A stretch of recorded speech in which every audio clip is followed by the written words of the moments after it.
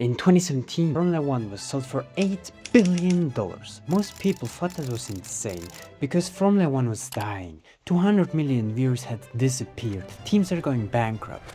The average fan was 40 years old and getting older every year.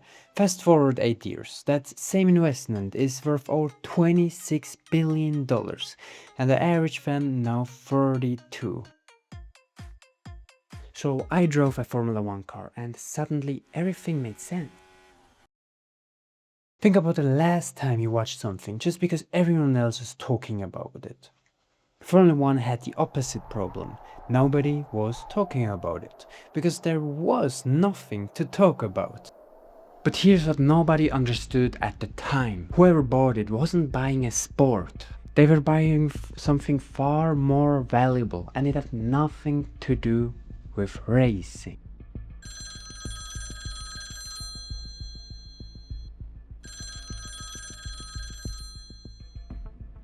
The call came from a media company in Denver, Colorado. Chase Carey, CEO of Liberty Media. Bernie picked up and said yes, thinking he'd sold a dying sport to people who knew nothing about racing.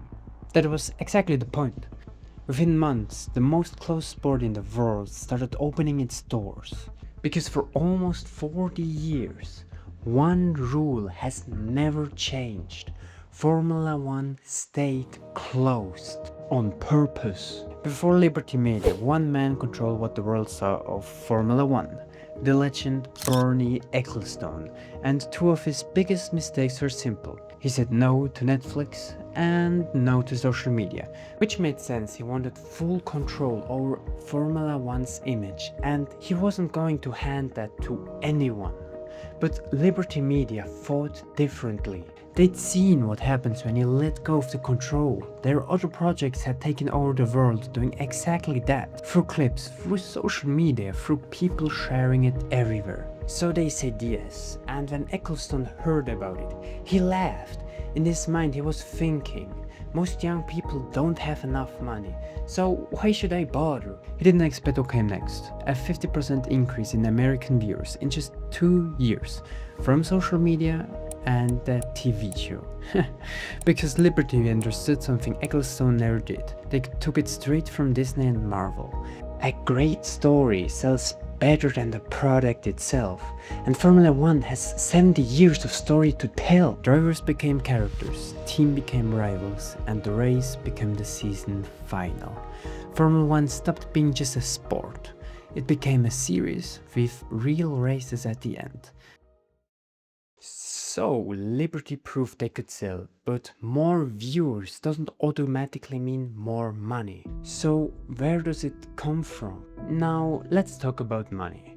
In the 1990s, 60 to 70% of all races were held in Europe. That was Ecclestone's world, his calendar, his rules, no exceptions. But the moment Liberty took over, everything changed.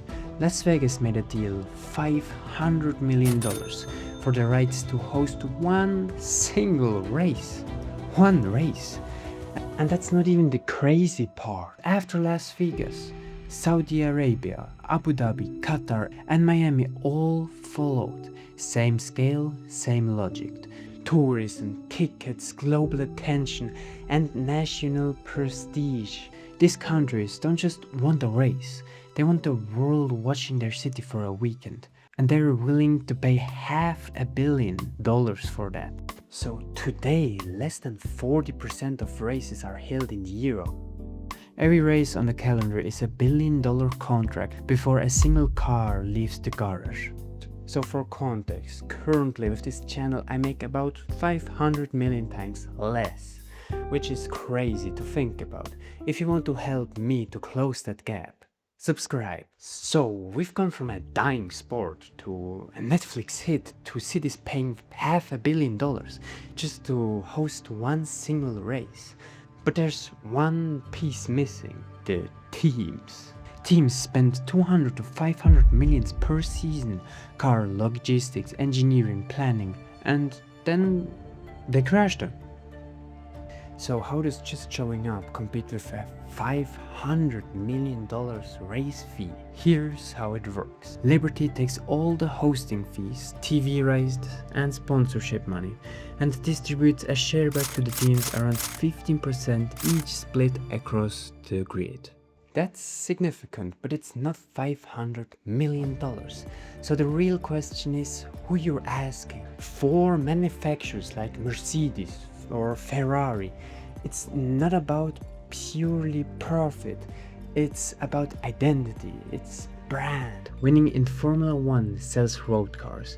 It just benefits billions in R&D. The race is a global advertisement that runs 24 races a year. But for smaller teams like Sauber, it's different. They don't have a parent company writing checks. Racing is the business. Sponsorship, prize money, and exposure are how the lights stay on. At the start I said something of driving a Formula 1 car, and with that I meant a simulator. It's my cousin's, worth $10,000 and even more. So it's not a real car, it's not even close. But that was when all of it started for me. Not because I wanted to be a driver, but because for a few minutes I felt like something bigger. And that's exactly what Liberty sells to millions of people. You've been watching this as a story of a sport getting smarter. It's not. The teams think they're the start. They're the cast on a 24 episode season, renewed every year. Liberty didn't fix racing. They didn't even fix the story. They, at the end, just figured out that the cars in F1 were never the product. You were. And so was I. What do you think? Did Formula 1 genuinely get better? Or did Liberty just get better at selling it? Drop it below. I read everyone. 8 billion in, 26 billion out. New fans, new cities, new money. And it all started with one decision. Saying yes to Netflix and social media. If you made it this far, you already think different than most of the people. And that's exactly what this channel is made for. Next video is already in production. See you there.